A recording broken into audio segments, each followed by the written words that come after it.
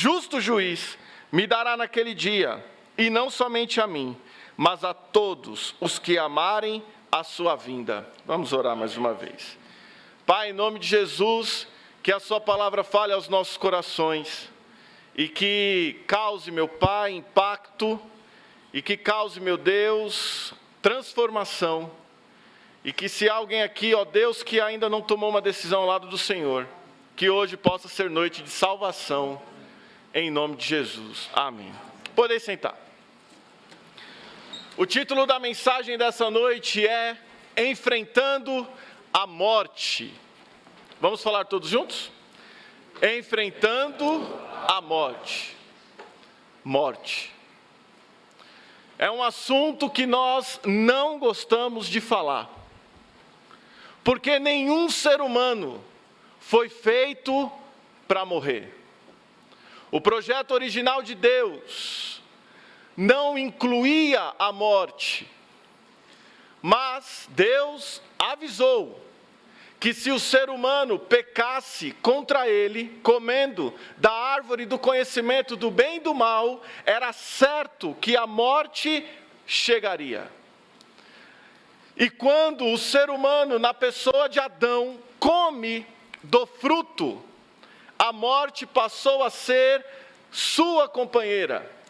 E por extensão a nós, a humanidade passou a conviver com essa terrível realidade, a morte. A morte é dura. A morte é democrática. Pessoas ricas morrem. Pessoas pobres morrem. Pessoas de todos os continentes, de todos os países, de todas as cidades morrem. Pastor Claudemir, pregando domingo retrasado sobre o solilóquio da insanidade, leu um texto onde uma pessoa planejava construir novos celeiros diante da grande arrecadação que teve, e vinha o aviso: louco, hoje pedirão a tua alma. E para quem será ela? Hoje nós podemos morrer. E diante dessa realidade, vem a pergunta: estamos prontos para isso? Estamos de fato prontos para deixar este mundo? O texto de Hebreus, capítulo 9, versículo 27, a palavra de Deus nos diz lá: cabe ao homem morrer uma só vez, e depois disso virá o juízo. Toda a humanidade está condenada à morte. E é uma coisa interessante, que na morte, muitos pensamentos sobre a vida acontecem. Por exemplo, eu deveria ter aproveitado mais o convívio com essa pessoa. No caso, a pessoa que partiu. Ou, de repente, morreu de algum problema de saúde. Aí a pessoa pensa: é melhor eu ver isso também. Quando estamos diante de uma situação assim, sempre pensamos na nossa vida. Não é à toa que em Eclesiastes capítulo 7, versículo 2, Salomão vai dizer que é melhor estar onde há luto do que onde há festa. E por quê? Porque é no luto que nós pensamos na vida. Mas há uma coisa que nós temos que lembrar sobre a morte. As chaves da morte não estão com o diabo. A chave da morte está com o nosso Senhor e Salvador, Jesus Cristo, como nos diz Apocalipse 1, 17 e 18. O Senhor Jesus controla a vida, o Senhor Jesus controla a morte, o Senhor Jesus controla tudo, pois Ele é o Todo-Poderoso e nada sai de seu controle, nem a morte. A pergunta é: você está pronto para morrer? Diante de uma notícia terrível, de repente uma doença ou algo parecido, você está pronto? Talvez você esteja aqui ou me assistindo pela internet e pense: Ah, pastor, mas não existe vida após a morte. E você não pode provar que há. É verdade. Eu não posso provar que há vida após a morte. Mas pela fé, eu tenho certeza que há. Mas de repente há aquele que simplesmente não escuta essa verdade. E eu sempre digo assim para uma pessoa que não acredita nisso. Supondo que a palavra de Deus seja uma alegoria, que a Bíblia seja uma alegoria e que de fato não há vida após a morte. Se você estivesse certo e eu errado, o que eu perderia? Se morreu, acabou. Nada. Perderia alguma coisa? Não. Agora, e se a palavra de Deus estiver certa, e você que não acredita morrer, o que você vai perder? O que você vai perder? Resposta: a vida eterna. E qual é a consequência disso? Lago de fogo para sempre. Inferno, dor. Mas muito pior do que isso, uma vida longe de Deus para sempre. Como é viver sem a companhia de Deus? Não receba Jesus e você saberá. Você saberá. Se você ainda não tem certeza da sua salvação, você corre um grande e terrível perigo. Porque hoje, a sua alma pode ser requerida. Hoje você pode deixar este mundo. E se você ainda não tomou uma decisão ao lado de Jesus, saiba, o julgamento de Deus virá sobre você. E neste enfrentamento, você sofrerá por toda uma eternidade. E nós aqui pregamos a palavra de Deus, e a verdade é essa. Pastor, o que eu tenho que fazer então? Receba Jesus como seu Senhor e Salvador. Como é que eu faço isso? João 5:24 nos diz: em verdade vos digo, que quem ouve a minha palavra e crê naquele que me enviou, tem a vida eterna, não entrará em condenação, mas passou da morte para a vida. Romanos capítulo 10, versos 9 e 10, a saber, se com a tua boca confessares ao Senhor Jesus Cristo, e em teu coração creres que Deus o ressuscitou dentre os mortos, serás salvo, visto que com o coração se crê para a justiça, e com a boca se faz confissão para a salvação.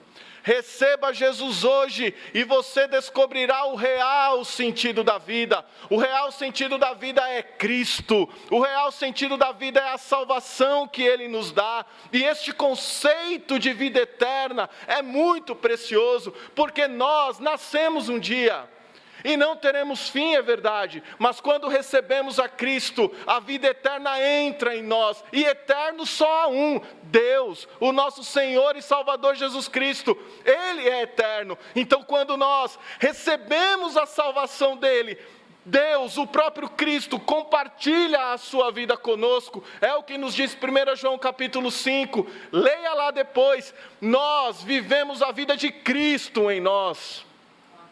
Gálatas 2:20, já não sou eu quem vivo, mas Cristo vive em mim. Quer a vida eterna? Basta reconhecer, crer e confessar Jesus como Senhor e Salvador, e você estará pronto do ponto de vista espiritual para enfrentar a morte. É isso que você precisa fazer. Você está pronto para enfrentar a morte? E você, meu irmão, está pronto para enfrentar a morte? O apóstolo Paulo, aqui neste texto, escreve suas últimas palavras em vida. E ele diz assim: quanto a mim, já estou sendo entregado por sacrifício. É o que o texto que nós lemos diz. E irmãos, o apóstolo Paulo aqui, ele olha para a sua vida e ele fala coisas preciosíssimas. ele diz aqui: combati o bom combate, acabei a carreira e guardei a fé. Como nós devemos enfrentar a morte? Em primeiro lugar, vivendo intensamente o hoje. É dessa maneira que nos preparamos para enfrentar a morte. Como assim, pastor? O apóstolo Paulo disse: combati um bom combate. Significa que durante o seu tempo de vida, ele não ficou perdendo tempo com futilidades, ele não ficou perdendo tempo com coisas dessa vida, ele focou a sua vida naquilo que é principal, combater um bom combate, focar a sua vida em Deus, e por isso, no final de sua vida, ele olha para trás com uma mente sem remorso, sem culpa, e ele diz: combati um bom combate. Ele tinha boas memórias. A pior coisa que pode acontecer a uma pessoa é ela chegar no fim da vida, olhar para trás e pensar: a minha vida foi um desperdício. Como enfrentar a morte dessa maneira?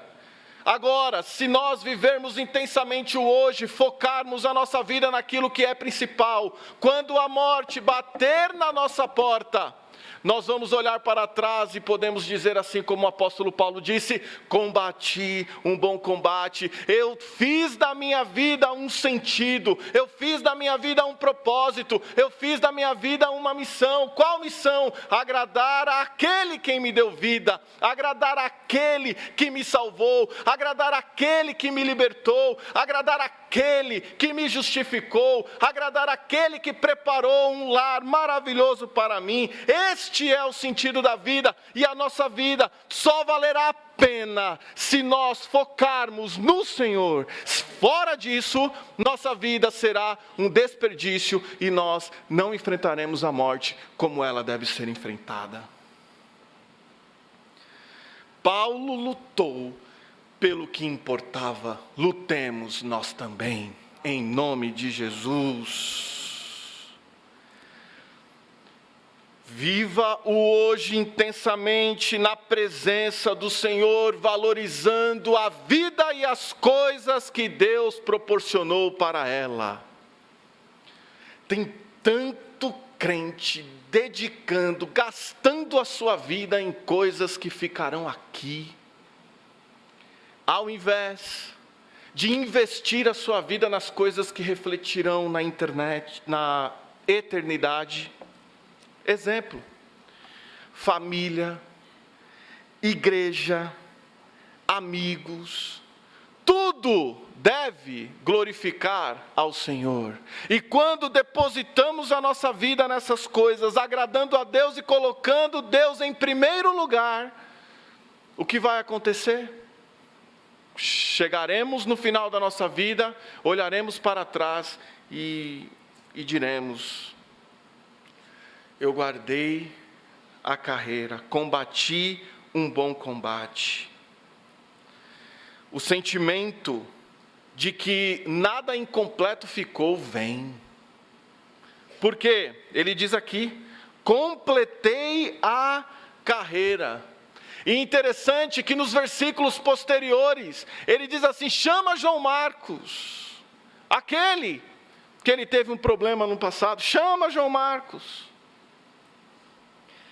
Vivo hoje em nome de Jesus. Ele diz também: guardei a fé, ou seja, o sentido, o propósito da nossa vida passa pela fé. E a fé aqui, irmãos, é aquilo que cremos, é em quem cremos. A nossa vida deve ser Jesus. A nossa vida deve respirar Jesus. A nossa fé é Jesus Cristo. E quer enfrentar a morte de frente, olhando para ela, viva Jesus hoje. Irmãos, eu sempre digo isso, que a gente não acha que a morte chega na nossa porta. A gente vê pessoas morrendo, mas a gente acha que nunca acontece com a gente. Até que a gente ouve a mãozinha da morte batendo na porta da nossa vida. Foi assim comigo, no dia 7 de abril de 2020, quando eu recebi a notícia de que minha mãe morreu. Pode chegar em mim. Pode chegar em mim. E chega. Porque se Cristo não voltar, irmãos, nos próximos 100 anos, nem aqueles jovenzinhos ali vão estar vivos. Nenhum de nós estará vivo. E 100 anos, deixa eu te avisar, passa assim. Parece que foi ontem que eu tinha 10 anos. Parece que foi hoje de manhã que eu tinha 20. Parece que foi há 3 horas atrás que eu tinha 30. Eu não cheguei aos 40 ainda. Quero deixar isso registrado. Mas estou chegando e quero chegar, afinal de contas, eu não me programei para morrer cedo, mas pode bater na minha porta hoje a morte. E a vida passa muito rápido. Muito rápido. Toda vez que alguém vê eu brincando com a minha filhinha, é sério, eu pensei aqui isso agora. Todas as vezes, alguém olha e fala assim, aproveita porque passa rápido. E parece que foi há 10 minutos atrás que ela estava nascendo e já tem 1 ano e 4 meses. A vida, irmãos, aqui nessa terra passa voando. Por isso que o foco de Jesus para nós não está nessa vida, está na eternidade. Portanto, nós estamos aqui de passagem, e a morte vai chegar para todos nós, se Cristo não voltar. Por isso eu pergunto novamente, você está preparado para morrer? Você está preparado para enfrentar a morte? Comece vivendo intensamente hoje. Aproveite a vida que Deus lhe deu. De que maneira? Quer comais, quer bebais, quer façais qualquer outra coisa, fazei tudo para a glória de Deus. Foque naquilo que é importante, foque nas coisas de Deus. Pregue o evangelho para o perdido. Se relacione com Deus intimamente, aproveite a comunhão com os irmãos, aproveite cada culto, faça da sua vida um sentido e um sentido divino, em nome de Jesus. Mas há uma outra coisa que o texto aqui nos diz, sobre como devemos enfrentar a morte, e é vivendo intensamente o amanhã. Olha o que o texto diz, versículo 8. Paulo, falando de sua morte, ele diz aqui: desde agora, a coroa da justiça me está guardada, a qual o Senhor, justo juiz, me dará naquele dia, e não somente a mim, mas também a todos que amarem a sua vinda. O amanhã do salvo em Jesus Cristo é o céu de Deus, e a nossa mente não deve se desligar de lá, porque quando nós nos desligamos de lá, nós vamos viver com os nossos olhos apenas aqui nessa terra, aqui nessa vida. E como já disse, as coisas dessa vida passam. Por isso que a percepção do salvo em Jesus deve ser o céu. A percepção do salvo em Jesus deve ser aproveitar a vida eterna que começa aqui e rompe a plenitude do tempo para entrar na eternidade. E o apóstolo Paulo, de frente com a morte, ele sabia que ali não era o fim, ali era um começo, porque o salvo em Jesus Cristo sabe que a morte não é o fim, que a morte é um começo. Há futuro para o Filho de Deus que morre, ainda que na morte, há futuro para ele, e louvado seja Deus por isso. Nós que reconhecemos a vinda de Jesus Cristo, a obra de Jesus, o sacrifício de Jesus, estaremos juntos no céu, e a palavra de Jesus diz que aquele que morre, ainda que esteja morto, viverá. E viverá por quê? Porque a vida que recebeu foi a do próprio Senhor Jesus Cristo.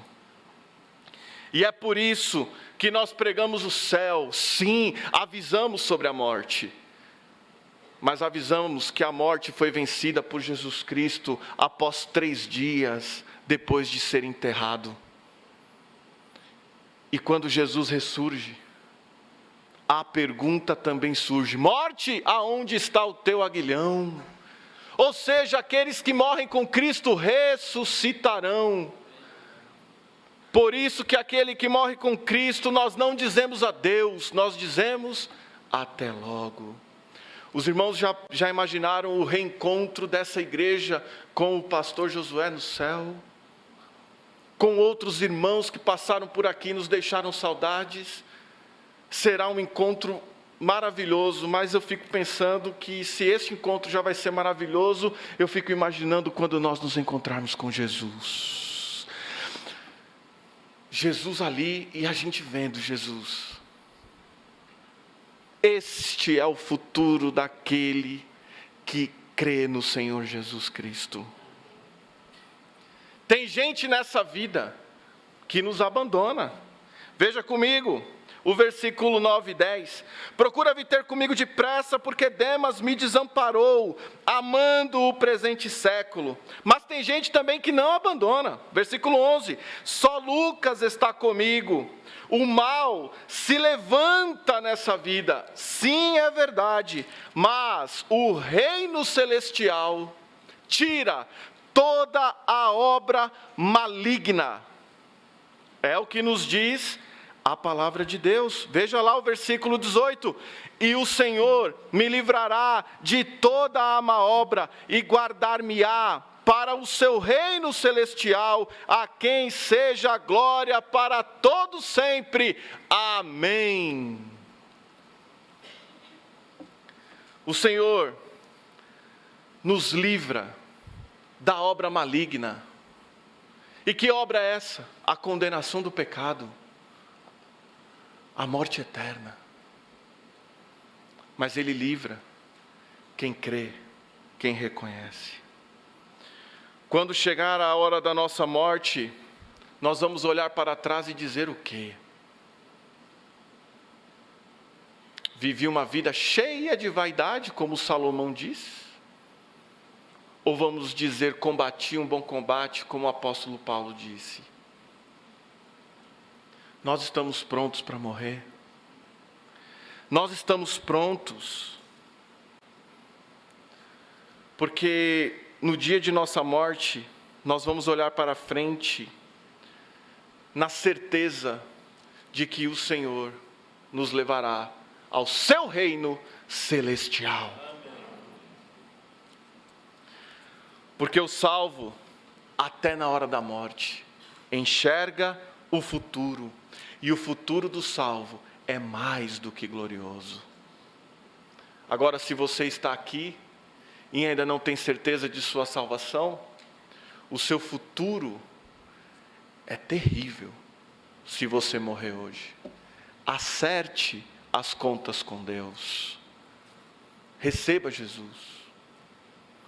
E você, assim como eu, assim como a maioria aqui, viverá para sempre ao lado dele na eternidade.